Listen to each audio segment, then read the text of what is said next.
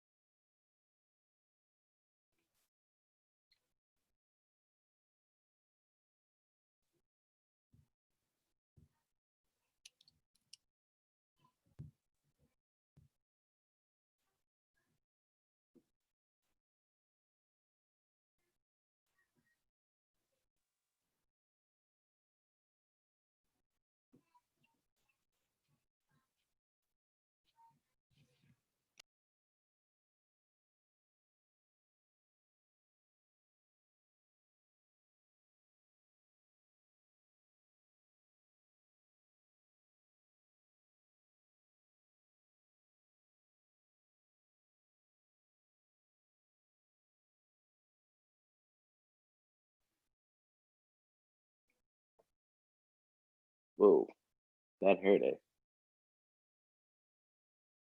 Something that the entire time.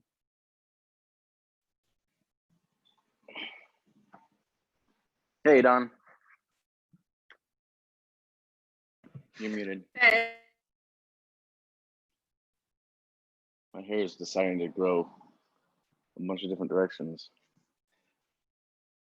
It's you! I know that guy! I know you too! Yeah! Well, small crowd tonight. Took a week off and everyone jumped ship. Beginning of summer. Routine. Yeah, man. June 1st. Today is my grandma's birthday. And tomorrow is my birthday. Aww. Happy birthday. Thanks. I was definitely fishing, so thank you for responding. It's so funny today when you took a break, I told them all it was your birthday and then nobody said anything to you. I was so mad. It's funny. I was like, ah! Well, let's go ahead and dive on in.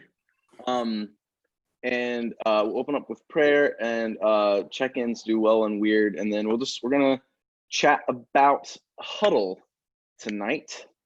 Hey, Shadow.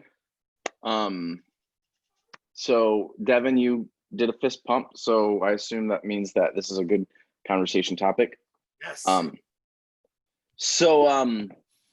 Yeah, sure. Let me open us up with a prayer and we'll dive in. Hey, Chad. I think I already said hey, but I'm sorry. This is like my 4th Zoom call of the day, so I'm a little fried. Let's pray. Father God, just thank you for this evening. Thank you for my sisters and my brothers on this call, Lord, and just their faithfulness and serving after you, Lord. Lord, thank you for the ways in which you are slowly just reopening our country. Lord, at the same time, we just grieve for, Lord, just our nation right now, as people are wrestling through just, Lord, the consequences of generations of racism and the ways that it has flared up all sides and perspectives and experiences, Lord. As your people, help us to engage with a posture of humility and listening and healing. Lord, as we're reminded in the book of Revelation that the leaves of the tree of life are used for the healing of the nations. Lord, and if that's the case, Lord, as your people, may we embody that in the here and now. And so, God, we do pray for healing, Lord, and for just true reconciliation that ultimately comes through your blood, Jesus Christ. Spirit, please be in this conversation tonight and have your way. Amen. All right. Let's do wells and weird. What's going well and or weird, either personally or in the life of your house church and or ministry? Del Grassos, do you feel like you've been able to open back up yet? Go ahead. Yes. We did on Friday, but ever since Hugh's training, we kind of want to scrap everything that we spent the past 8 months starting and do something else. So that's weird. that goes in the weird I'm just category. kidding. I'm just kidding. Yeah, it's Yeah. just, I don't know. Oh my gosh, quit bumping. It's just a matter of, I don't feel like we were too far off, but really just getting on the same page about what a central focus looks like between us. And since the only people returning right now is one other family from COVID. So from the start of COVID till now, it's just one other family has popped back in. It seems like it's easiest to do that right now. But really trying to decipher, like, what does the Lord want this to look like? Because we're first and third Fridays of like a gathering. We had talked about maybe doing like second and fourth Fridays in terms of guys get together, then ladies get together and try to figure that in. And then we're like, well, maybe we need to move it to a new night. So the Lord has just opened up as many questions, or probably more questions than answers at this time. And we're just trying to figure out how to get on the same page with what our passions are and what he's saying. But it was in our, with that other couple, they had been praying through and sensing the same kind of a calling as far as turning the house church more into a place for students and being a way to minister to students. They want to bring back the gathering grounds. I don't know if any of you remember, like, the coffee shop. Yeah, they wanted to have a house church. I helped start the gathering grounds. You did. I used to make Yeah. every Friday and Saturday. There we go. Yeah. Wait, I used to be in Dawn, charge of the kitchen. Wait. Oh, Dawn, you helped start the gathering grounds? Yeah. that's amazing. You were like you've already been a hero in a lot of ways, but like you just like elevated yourself big time. Why? Don, I was in 50,000 Hubcaps, so we played there all the time. Yeah. Well, and the Wings band played there all the time. I beat the band in a competition. Yeah. What? I fell in love with Adrian Camp there. Yes. Ooh. Oh my gosh. We do not Benjamin need State. to talk about her. Benjamin Gate. She's only like 5 feet tall, if that, but he would leave me for her. So let's Sorry. 20 years ago, I would. they'd be like, oh, Morgan, can you go make her a smoothie? And I would have to go serve her while he and my brother would flirt with her. It was a pretzel with cheese. Yeah. I'm just saying. I think I was out of it by the time she came there. He had pink hair. Yeah. Anyways. Yeah. Okay, Isn't anyway. that funny? Anyways. So you, I was gonna say, not like officially like diving in one way or the other, but just giving an opportunity for maybe somehow to get adults serving alongside students, giving students a place to be, and making that type of a house church work better. But that's, I love it. I absolutely love it. don't know how I mean, and my thing is, you need team. It can't just be 4 of you. Yeah. So begin to recruit, and use the platform that you already have. Devin, I'm sorry. I Oh, was just going to recruit if you started the gathering grounds, Yeah. that's awesome, guys. Yeah. The Vaughns are still around somewhere if you want to pick their brain. Yeah, I know. Of course, he still talks to Steve. He used to come to Apex Yeah, they did for a long time. Well, gathering grounds actually started out of my old church. They went to my old church and we all started it together. South Dayton Presbyterian. But yeah. So I was in charge of the kitchen. And I was super involved when it was at the original site and then only casually involved. Got to Wilmington Pike. Yeah, sometimes I would come in and close up, like let the younger people do it, the early, like the main shifts, and then I would come in and close up. Yeah. That was probably me because I had like a ridiculously early curfew. That was probably you. Well, I think I met I know. I keep finding. I always find people at Apex. I'm like, oh, I knew you when you were young. So right. any inkling from that, like on some next steps for you guys? Step 1, get on the same page. Step 2, trying to determine time and location without completely overburdening our lives, because I'm already working with students. So is there a natural way to make that kind of flow into something? I think there's enough people out there that we've talked to who would be interested, but just really kind of bringing them in first and just building with the team, like you said. I think that is step number 2, because step 1 is getting on the same page. But step 2 would be consulting the team and trying to build off that. So. Yeah, and I mean, what you're describing is, I mean, a missional community to youth. Right. Step 3 is to reunite 50,000 hubcaps. Yes. Minus some people. You gotta have JP though. JP, JP, he's allowed to come back. love that guy. What was Thornburg's band? Sides of the North. Sides of the North. Okay. They were fantastic. Yeah. I only went and saw Benjamin Gate the one time. So good. That's my extent. I saw the Afters there. What was that? No, it. Oh, the Elms, the ones that sounded like the Beatles. Do you know who I mean? I didn't follow Jesus at that stage of my life, so I was like pretty antagonistic. But like I said, all those concerts, Don, we ran into each other so many times and we didn't even know it. There we go.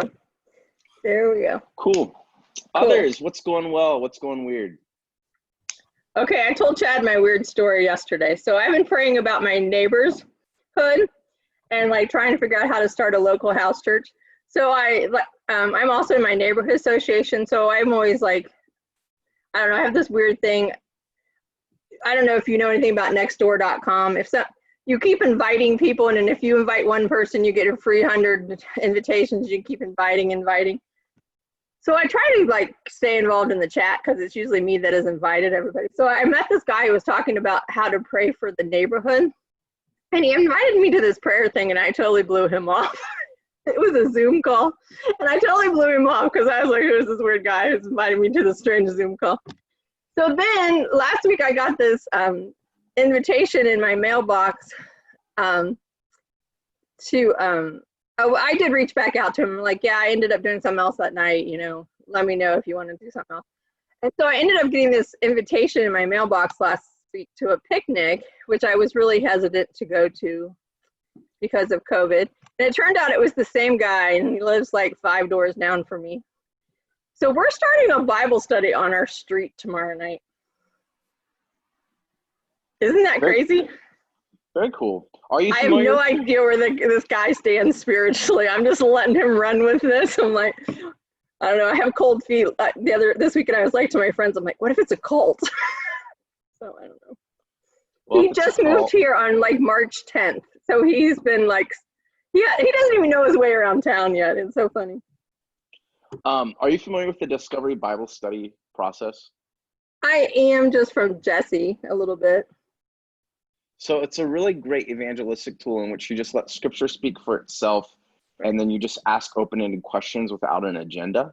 Right. And just let them wrestle through the text. And I mean, millions of people have come to Christ through that process. So it might be something you want to Google. I follow them on Facebook. I just don't know how to use. Can you just use their materials, or how does that work? Yeah, it's all free. Okay. All right. Cool. I'll bring. We're just gonna talk about tomorrow what we want to do. I'll bring that up maybe. Yep. So. And it's like, especially for like evangelistic Bible study. Right. There's no one that does it better. We'll actually be doing I have a meeting about this tomorrow. Dale Stevenson, who's really perfected it in Australia, we'll be doing a Zoom training with him in August. So we need to get those dates out to you guys. Cool. Others. I got to share the gospel last night with bartender of Bullwinkle's. Oh, they opened. With Lance. So that was awesome. And that, like, a lot of different layers to it too. So he used to be practicing Buddhist. I used to dabble in Buddhism pretty big time before I came to Jesus. So that was actually our kind of starting point in our own just shortcomings of that faith experience. And then I told him like my story and how I came to know God as Father, Son, and Spirit, and just like, you know, God being one and many. And that was just really a profound experience for me. And then through that, you know, my big thing was like, it's important for God to be able to reveal himself. Like if each of us get to reveal who we are, like, you know, God reveals himself too. And, you know, coming to him on his terms as opposed to our terms. And, you know, you kind of say something like that, and that's kind of like the, you know, a linchpin in those conversations. You know, if you kind of reject that kind of sentiment, then, you know, there's a lot more, you know, that falls with that. And he was like, very like, yeah, man, I get this. Like, I like this. I believe this. I told him about our church and how and why we do church differently. And so it was just really cool because it wasn't even at Bullwinkle's. I went down to Bennett's last night because Bullwinkle's was closed for some reason.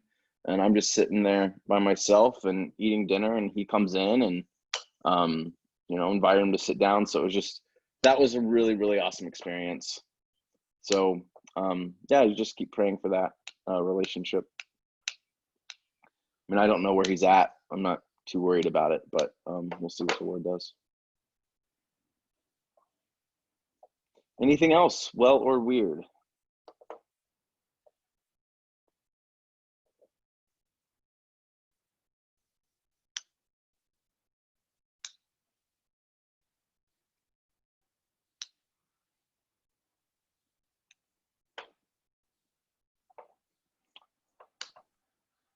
Hello, Andersons. We're just doing wells and weirds.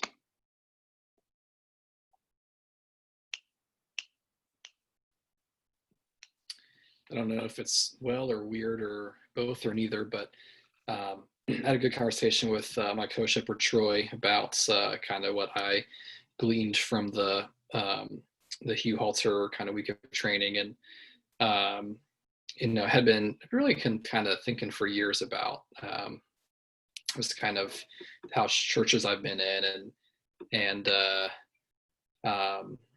you know, what format works the best and makes the most sense, and so it made a lot of sense to me, kind of the push towards being more missional. So we had some good conversations about that, and then just logistically, like the Zoom calls have been, our house church has done since you know, the pandemic started, have been really basically we're trying to corral all of our kids in front of the screen and, you know, prevent them from like breaking the laptop. So I think we're going to go forward at least for a few months with just treating quads as our house church, our family, and another family of the three that are the core are well, more on the cautious side about getting back together. So I think that'll work better, and then maybe meet like once a month to kind of let the kids see each other. But I think we can have more meaningful conversations and kind of prepare for the next chapter in that format. Yeah, my house church kind of along those lines. It was at first it was a little kind of annoying, if I'm allowed to say that, but I actually really appreciate it now. We started doing huddle, not huddle, our house church meeting night like at 8, so after everyone got to put the kids down, and that's been really helpful. And I think what we're actually going to end up doing based on what we decided is like do every other week meeting in person and every other week meeting on Zoom. And so that every other week that we meet on Zoom is going to be more of like the, you know, instructive training type thing. And then when we get together in person, it's more just chill time, relaxed time. I don't know when we're going to start doing that, but I think that's one of the things that we've gained from the tech is there's actually some things that we can do better on Zoom than in person. And one of those being, you know, we don't have to, like, we're just getting together to hang out and chill and invite people over. That doesn't require, you know, babysitter. And so that might be something to consider. Anyone else? Welcome, Jillian. Something going well for us is we had our first meeting last night about a refreshed mission and vision, and a good number of our house church showed up, so that was encouraging. Or tuned Great. in.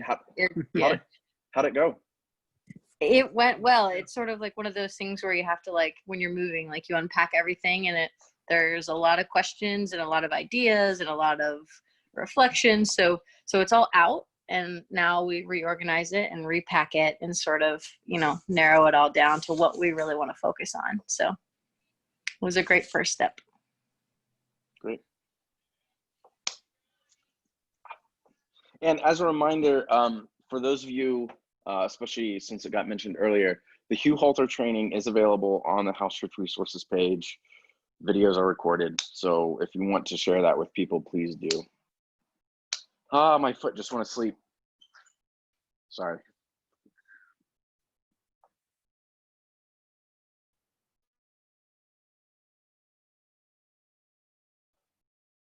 I'm sorry, it hurts really bad.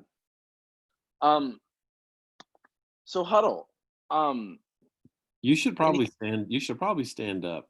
yeah, I'm going to. Chad, you weren't prepared for this, but would you like to share about what the essence of what a huddle is?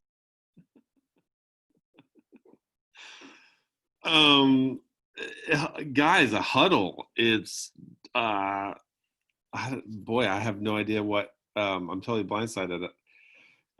It's not so much just another. It's not another way to describe quad. A quad is more about you know, people kind of coming together and hold, like, there's accountability and stuff. But a huddle is more about there's a leader, and then there's people kind of following the leader. And there's training that happens within the huddle. You know, some training and incorporation of some of the different tools, some of the different shapes that I'm sure you've either have learned or will learn. But yeah, that's my nutshell of a huddle as Jason comes back. Did you hear that, Jason? I did. Okay. I'm still in pain. I'll let you pick it up. Do you guys ever have moments when you're experiencing just like things like this and you're wondering, would this have happened before the fall? Is like foot falling asleep like a pre-fall thing or a post-fall thing? Because I'm really hoping it's post-fall, because I do not want to deal with this for eternity. Sorry. I once stapled my finger while I was teaching a class and had to continue teaching and try to not let them figure out what I had just done. It's embarrassing. Yeah, well, I didn't even try. So I typically don't though on these things. It's so Huddle, as Chad said, a Huddle is a vehicle for discipleship and leadership development. And if you guys remember from a few weeks ago, we've been talking through the 5 V's of vision, values, vehicles, valuation, that all inform a vocab. So what we're really looking at and have been looking at is vehicles. And there's 4 major vehicles that you see Jesus use, or 4 major spaces that Jesus has. I don't have my pen with me, so I can't write this down. Actually, I can just do a quick share screen. And so on this continuum from biggest to smallest, if you remember, you know, Jesus has the 3, and then the 12, the 72, and the crowds. And corresponding to this is actually now, you know, 2,000 years later, sociologists have recognized that there's 4 major spaces that people engage in. The first one is a private space or an intimate space. And then I'm sorry, a personal space or an intimate space. And then at the 12 around there is a private space. No, 3 is intimate, 12 is personal. Thank you.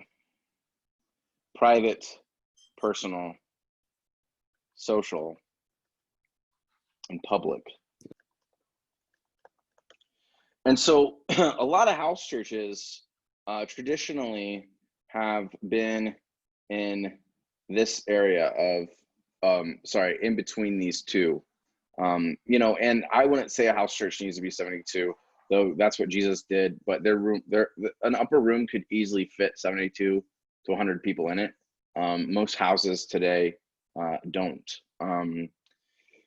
Because we don't have this space, and we're not building for that space. Whereas within a Jewish world, within a Greco-Roman world, within oikos, their extended households, their oikoses were up to this many people living in a space, in one room. The idea of 2.5 kids and a mom and dad and white picket fence, that's completely obscure to them, mainly because if you only try to live as a quote nuclear family, you wouldn't survive at all, because of the sharing of resources that's required. So you still see some homes and households in the world still do practice a more social kind of experience. But the vehicles that we typically have for this, or the vehicles that we have for this at Apex, have been, for the social is obviously house church, for the public is gathering, for the private is quad, but we really haven't had one for the personal. And what Jesus is doing in the personal space with the 12 is he's building them up to lead the next generation. And so that's where a huddle comes in. And one of the things that's really key to this conversation is also the fact that at one end of the spectrum, it's way more organized. And at the other end of the spectrum, it's way more organic. And I think one of the things that sometimes happens with quads, as an example, is that we try to do a lot of organization around something that should be naturally organic, which is why quads, when they work well, they work great. And when they don't work well, they're like the worst thing on the world. And I'm getting some head nods as experiences with bad either quads yourself or bad experiences trying to set those up. And so with that, my personal recommendation is that, and I do think that a lot of those accountability type things can happen within the huddle type space. And in my experience, having been in huddles and having been in quads, I've had a better experience with the personal space being there, because there's a lot more diversity around that. There's a greater degree of accountability, actually, because there's more people that you're in community with holding you accountable. And what I've begun to do and think through in regards to the private space is not really think about it so much through the lens of quad, but we get this really great term from C.S. Lewis called spiritual friendship.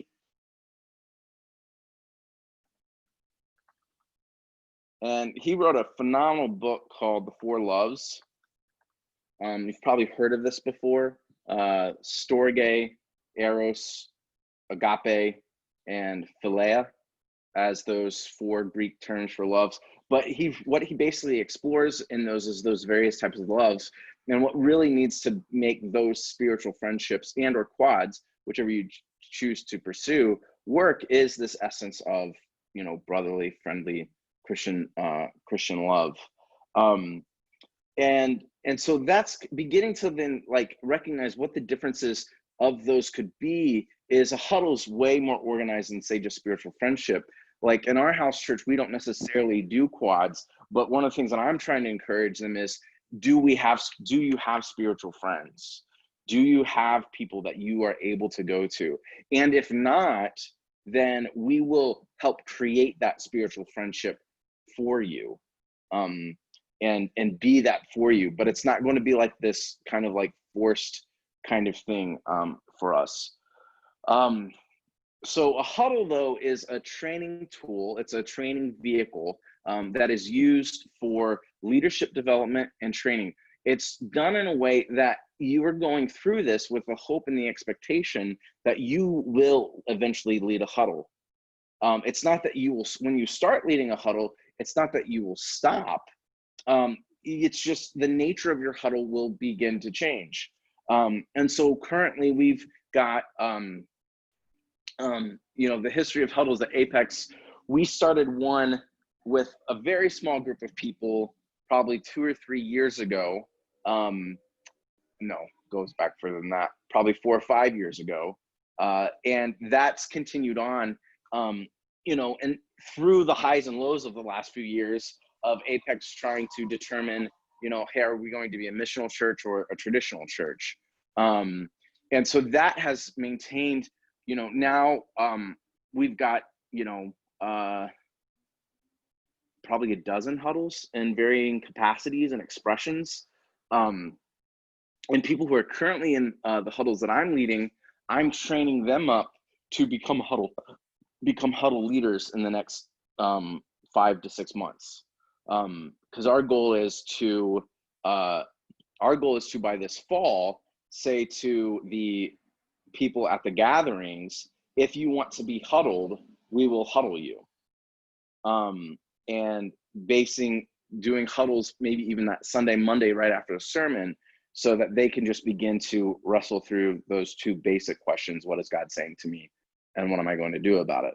And so that's the purpose of a huddle. A huddle is a training vehicle for leadership development and multiplication that is spiritually guided, biblically informed, where we're continually asking these 2 basic questions. What is God saying to me? And what am I going to do about it? As you get used to that sort of huddle, you can then fill it with anything, whether it is, say, a huddle through say, for example, Chad and I are part of one right now on communication with Mike, where he's with staff. We're learning some basic communication principles, biblical principles. We're looking specifically at how did Jesus communicate? How did Peter and Paul and the early disciples communicate? What was their methodology? Oh, Devin's in on that too. Sorry. And so we're now using it for that sort of training. Jesse's beginning to use them for the affinity blocks. I think he's already been using a huddle for you guys to train them in missional practices. And then like I said, my huddles have been a offspring or an outflow of the immersions, but the goal is this fall to make them available for just anyone at Apex. And so we're in a weird transition stage because this is still something new. So not everyone is, getting huddled. In a perfect world, you would do huddling within the life of your house church. And you could follow that pattern perhaps of, just like us, every other week you're doing a huddle, and then every other week you're doing, a dinner, hangout night. And you can do gender-based huddles. My personal experience is actually non-gendered based, so both men and women being part of the same huddle is extremely, extremely fruitful because there's so much that we have to learn from each other, from our various perspectives, and have to teach in. So you can imagine you're not going to be diving into the same things that you would dive into, like saying quad, around things that you might be struggling through, or things like that at a more private level or intimate level. But at the personal level, there's plenty of things that we have that we can share with each other.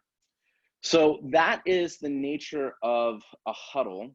And whether or not you realize it, you have actually already been getting huddled. These Monday and Thursday night Zoom trainings are a huddle. And we're specifically huddling through the concepts currently of the 5 V's of values, visions, vocab, valuation, and then vehicles. So if you're kind of like wary of what a huddle is, you know, you can calm down because you're still coming on these calls, and hopefully enjoying them. So until now, I'm sorry. you've tricked us. Until now, I've tricked you. see ya. That was my plan all along. Actually, I'm not making that up. That really is the plan. When this COVID thing happened, I was just like, oh, this is how we do it. Great. Because before it was like, no one's going to get on a weekly phone call, but now we're doing it and you guys are doing it. Great. So we've got Chad and Dawn here who have participated in huddles. Dawn is on my Monday afternoon huddle, Monday lunchtime huddle. And then Chad leads huddles with form and then is a staff huddle. What have your guys' experiences been in huddle? What have been the benefits for you guys so far?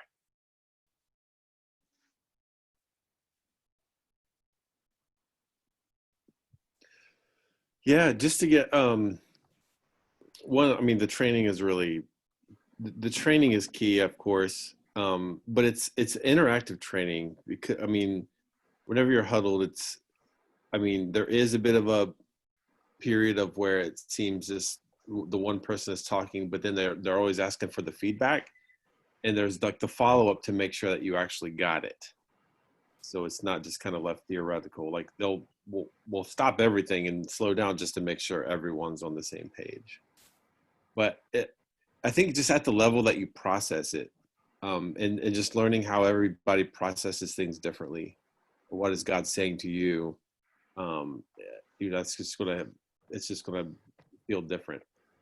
The huddles that we did in form, by the end of the year, we were kind of practicing huddles as a group together. And so I kind of got to the point where I was letting some of the interns actually take the initiative and lead the huddles themselves, me kind of coaching them a little bit or just to be there when they needed. And it's just kind of really cool to see over time how just kind of capable people become at it after just kind of experiencing it for themselves. So it really is something that's totally multipliable, and I think that's like the really fun thing to see about huddles is how it gets how multiply. I want to say it goes viral, but I don't want to use that language. So, but yeah, it's multipliable.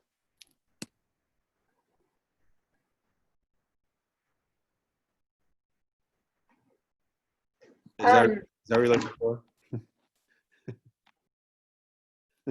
I'm not looking for anything I'm not looking for anything specific. Sure. Sorry, Don. Don, did you have? No, sorry. Oh. No, I would agree with Chad. I mean, I think we mostly have like learned a tool and then kind of all been, we're kind of like the person going through the tool. And then we've like practiced like taking other people through the tool. And so now I feel like today, like what we did, we kind of all were able just to collectively take each other through a new tool, So I think, Jason like threw out today that, oh yeah, I want you guys all to have your own huddles by September, and you saw a look of panic.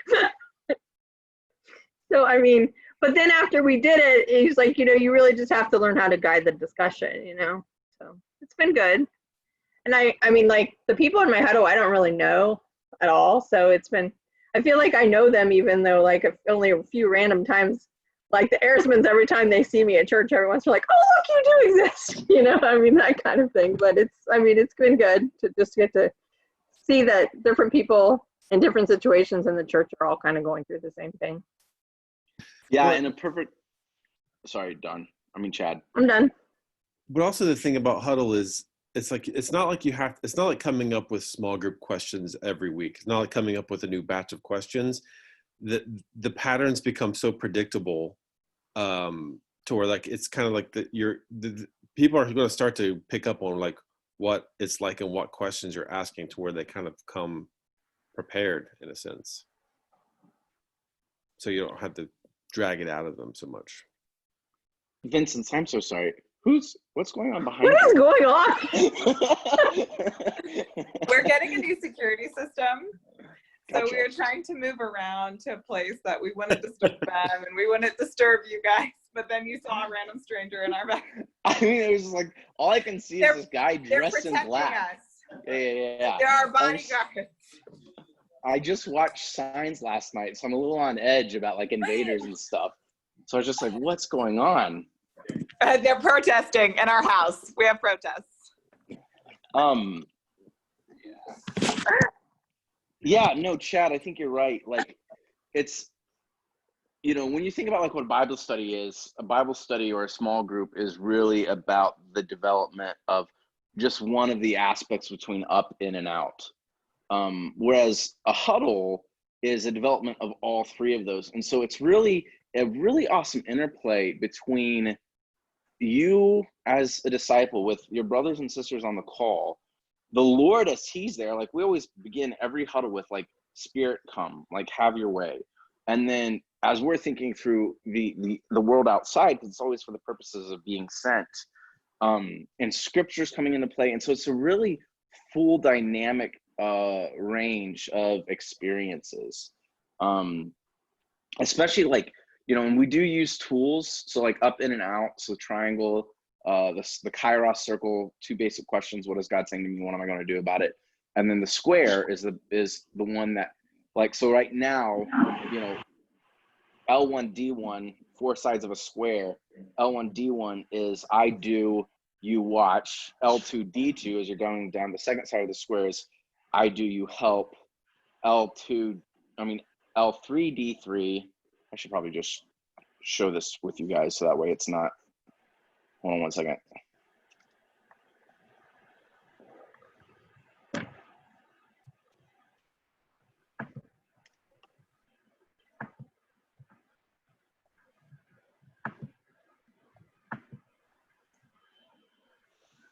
So, oops, there we go.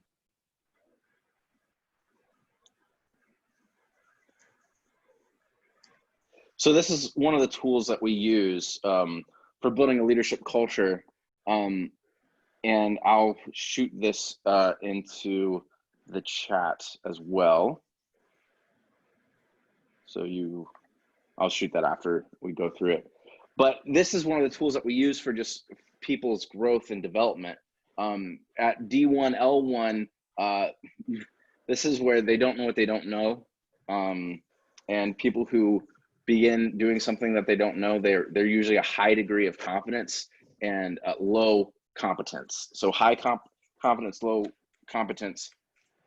They're extremely excited. But they don't have experience or confidence to do it. This is the kid who, is excited about riding his bike without training wheels, and he does his very first time and falls on the ground and scrapes up his head, right? So then it requires extreme amount of direction from the leader. As you go around, those corners are sharp. D2 is where they realize that they're dumb, basically. And this is where they begin to crash and burn. This is the fog. This is where things begin to be more difficult. So they're no longer enthusiastic, but they're still incompetent. And D2 is an extremely hard position to be in. So the leadership style that's required for that is more visionary coach. D3 is they're beginning to grow in confidence, increasing enthusiasm, growing in their experience. They're intermittent in their confidence, and they're growing in their competence. So that means that it's more pastoral or consensus-led leadership. And so it's lower in direction, higher consensus, high discussion, high accessibility. And then as we finally enter into D4, this is where it is unconsciously competent. So I'll add that to this language here. Tools, annotate, and so at this level, there is unconscious incompetence. And then you move to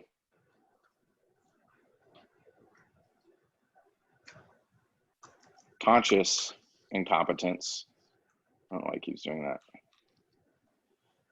And then,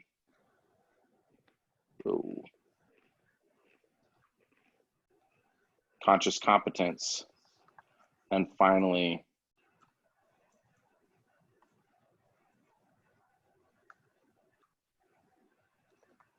unconscious competence. And some other language that's helpful is at this, goodness, what's going on?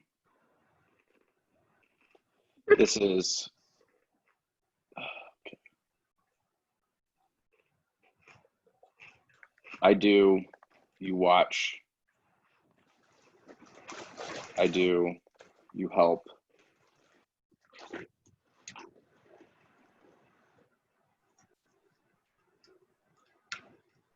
You do, I help. And then finally, you do, I watch. And so in this particular thing with huddling, we're taking people through this process of their growth where they go from unconscious incompetency to unconscious competency, where they're just doing it by their own, you know, just general ability. And so it's really between the triangle, the circle, and the square that those three things really build on each other. And that's your engine, you know, for the relationships with God, with the church, and with the world, and their relationship with truth, really, as they're continually going through this process of repentance and belief. And I think it's really important to, each of us probably have a specific type of leadership that we're more prone to, whether it's directive, visionary coach, pastoral consensus, or delegation. I know my thing often with people is I tend to jump from D1 to D4 very quickly. I don't like to go through D2 and D3. And that never works. I'm sure Chad probably has stories where I'm just kind of like, okay, go do this. And it's like, wait, no. Here you go. And it's like, no, slow down. I need you to walk through with me a little bit more. Give me the arm floaties before you throw me in the deep end.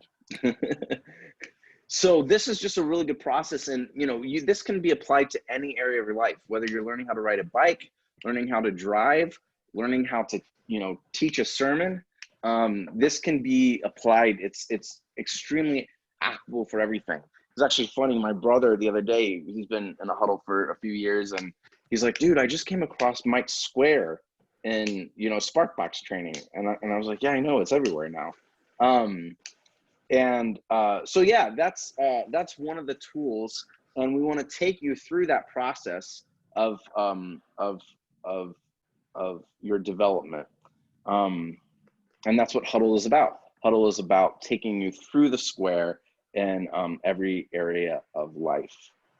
So with that, we are still in the process of getting all the irons or wrinkles ironed out in regards to what this kind of unrolling and unveiling is going to be.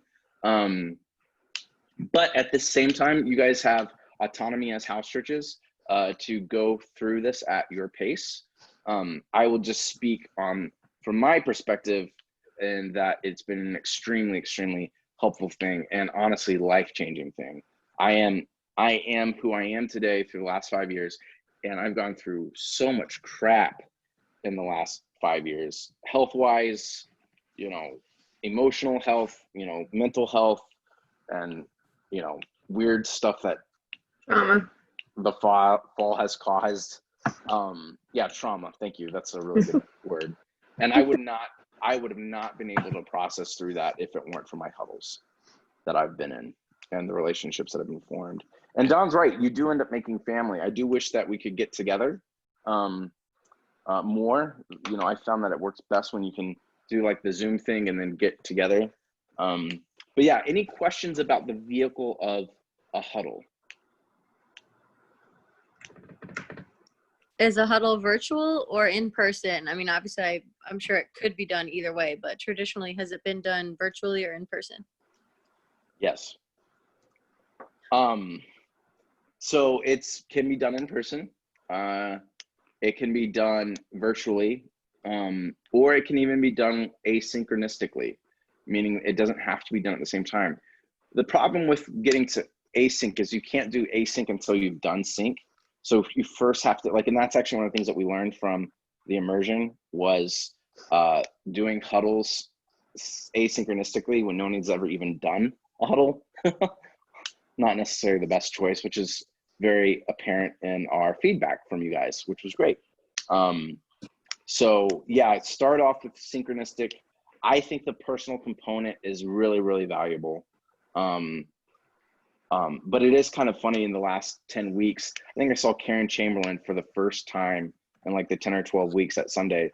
But I've seen her every week in this space and huddle. And it was just like, oh yeah, this is our first time seeing each other. This is great. But I know my favorite huddles are the ones where someone takes a charge and says, hey, I'm going to invite people over for lunch or something like that. And you can continue to do it in person as well.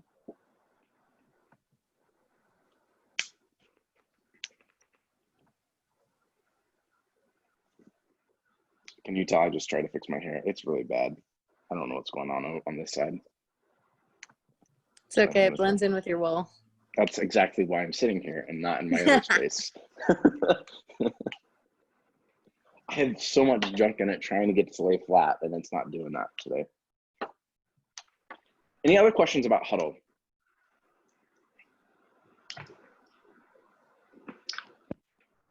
Mike says it really well. Multiplication happens at the rate of leadership development. So like when you're thinking about mathematics, I'm not a math guy, Ian is, so he probably knows this language. Is it R naught? Is that a thing? So sure. That's what they're talking about. What? With the pandemic, they're talking about R naught. Yeah, your initial. How many people are you going to spread it to? Well, the R naught would be the initial person. Right. So whatever that rate is dependent upon leadership development. And so often we don't experience multiplication because we don't extend the ability to lead to other people. And I can just say that plainly. House churches that have been centered around a particular person or couple, right? And when they leave, it just shatters. It shatters them. And it's not good for anybody. And so we want to spread it out. You know, Jesus was always about giving power away.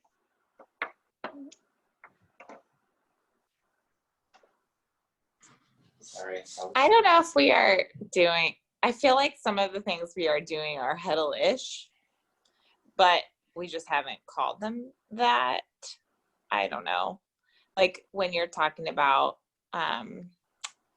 like we are starting to do that where we're getting together every other week, and then in the in-between weeks we've have like a little bit more of a like purposeful, I don't know, like it's all purposeful. What I'm trying to say is like maybe more structured time together where we're going to continue on Zoom, and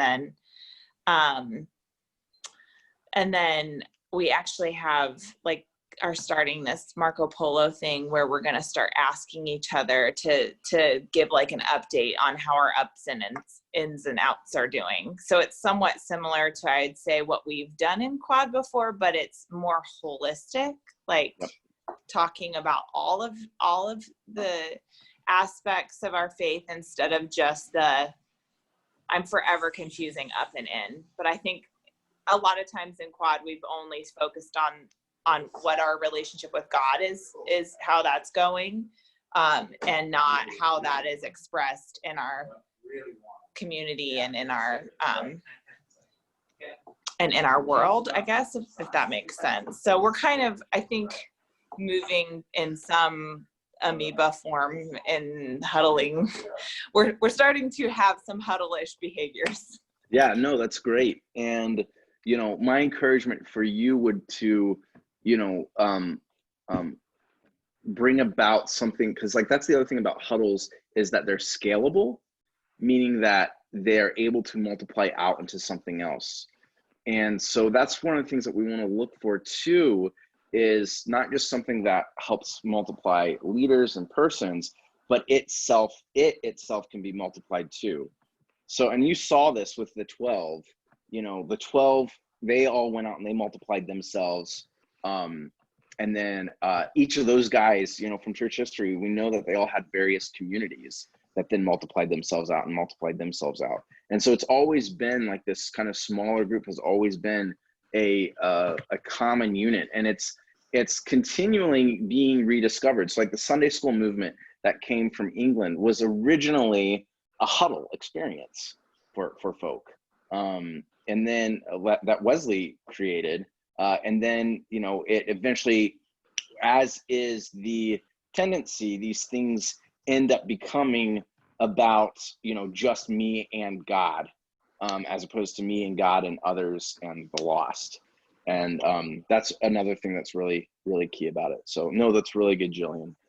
Yeah, Jillian, you talking about the up in and out components reminds me of just as an example of one of the ways that we've done Huddle as a staff, is that there's a list of questions that Mike came up with for up in and out.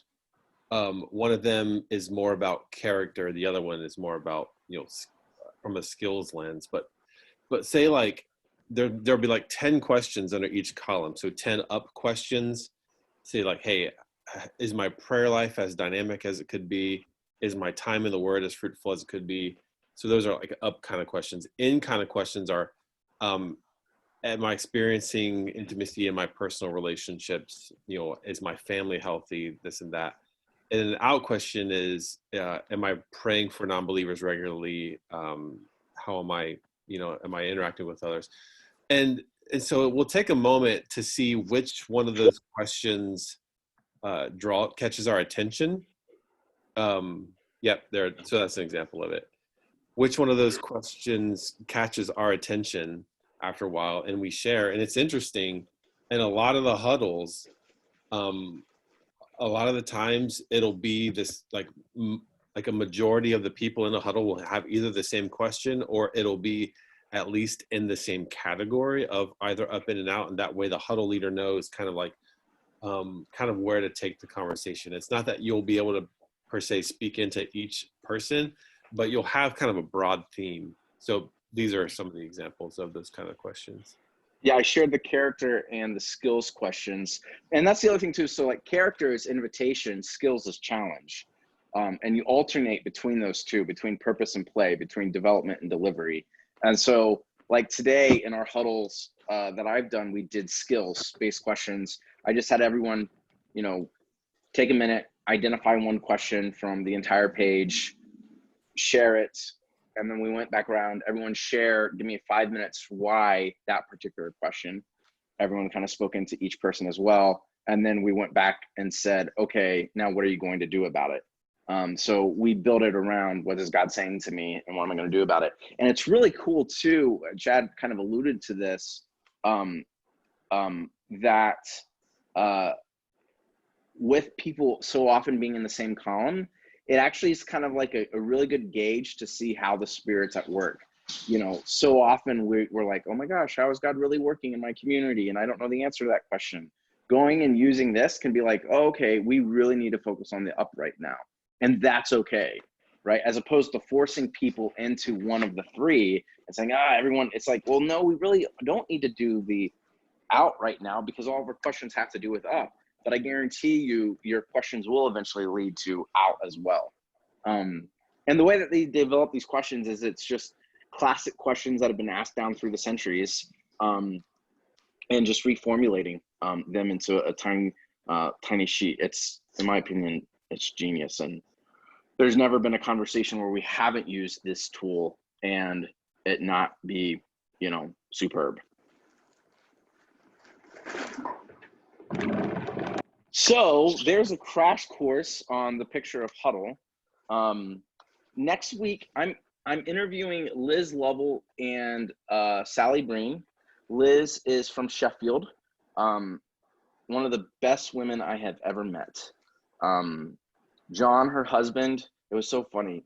I went to Sheffield to actually help lead a learning community over there back when we had a working relationship with Caesar, and went to Sheffield. Actually went to the church that Mike and Sally helped found, and it was like being at home. It was really weird. Like being in Sheffield felt very much like being in Dayton, and being at Philadelphia church was like being at Apex. It was super interesting. But Liz Lovell and John are kind of like the grandparents of that church. Super kind, super loving. John took me out for coffee and like solved all of my world problems like within 3 minutes.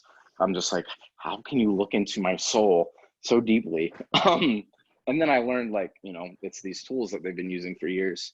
But I'm going to be interviewing them this Thursday. I'm imagining it's going to be about a half hour, 45 minute. I'm going to break that down into a couple chunks. And so this week we talked about the vehicle of Huddle. Over the course of the next week or two, maybe even 3, depending, we're going to talk about the vehicle of the house church night, and the texture of it, and trying not to make a clown car out of it by trying to force too much into an itty bitty tiny space. So I'll send that out to you guys, and hopefully you'll have time to watch it before we join. If it's short enough, what we might even do is just watch it together, and then have discussion around that. But that's what's coming up for the next few weeks. So very good. Anyone able to get to the gatherings this weekend? The rest of you guys, I'm assuming kids is what's keeping you home right now? Yes? And that's quite all right. Yeah. Jeff's got a disease too, so I made him stay home. Jeff got a disease? Well, he has Crohn's disease, yeah, so Oh, being a little more careful. I'm really sorry to hear that, man. She's being more careful it's okay. for me than I really am. But Anyone else gonna say? Sorry. It was great to see everyone. Good. How's the live stream experience going for you guys? Good. Yeah, it worked great. Good. The kids part, I like the kids part at the beginning. That's nice. They're doing a great job. Yeah.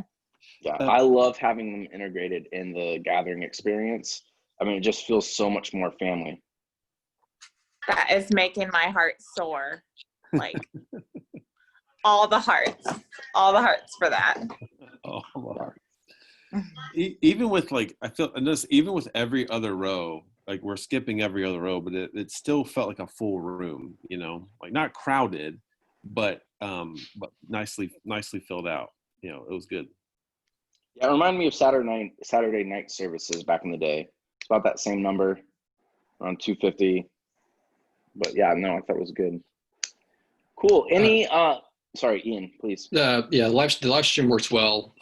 Again, it's still challenging to have 3 kids running around and watch it at the same time. But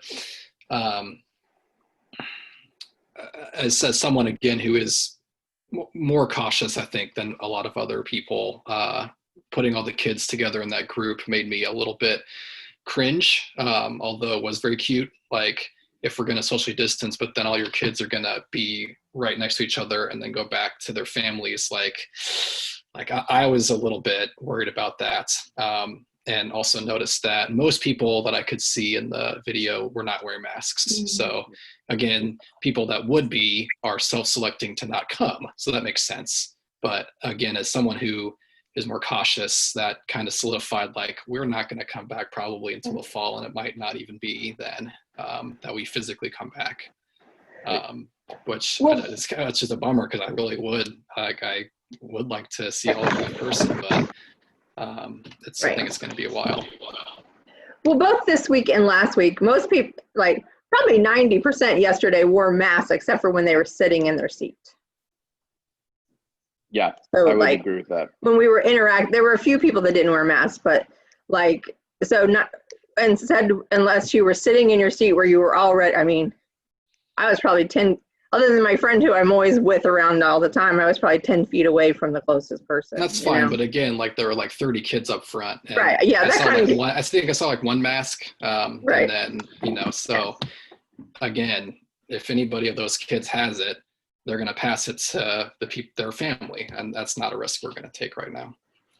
But it was really well done. I really liked the kids' time and integrating into the service. I thought that was good. My oldest daughter sat next to me and was mostly watching it. So that was nice. Yeah, no, I definitely hear you there, and we'll take that back. And obviously Devin's here from FM too, so I'm sure that might be something that he can relay. And I think too, like, you know, truthfully, Ian, I identify with you. I'm on between like the cautious and, whatever you want to classify the other end of the spectrum. I only have negative words that come to mind right now, so I don't want to say any of those. I'm definitely on the more cautious end of Unconcerned. things. Yeah, unconcerned. I'm definitely more on your end, so I definitely feel you there, man. And I had my mask on the entire time, so I definitely hear that. Well, very good, guys. Thanks for letting me share a little bit about Huddle tonight. Look for more in the coming month or two as we begin to roll these out. If you are interested in joining a Huddle that already exists, please let me know, and I can let you know when they are. I'll let you know right now, we have one on Monday at noon, one on Monday right before this call at 7. Obviously, you're in this experience right now, which definitely counts. But we're not going through the specifics of, like, say, the tools. Then Tuesday night at 8:45 and Thursday at 8. And then also Tuesday at 1:45. If you could send out like what those huddles are like about. Yep. That'd be great. Thanks, Jason, for everything. Nice seeing you. See you guys. Have a good night.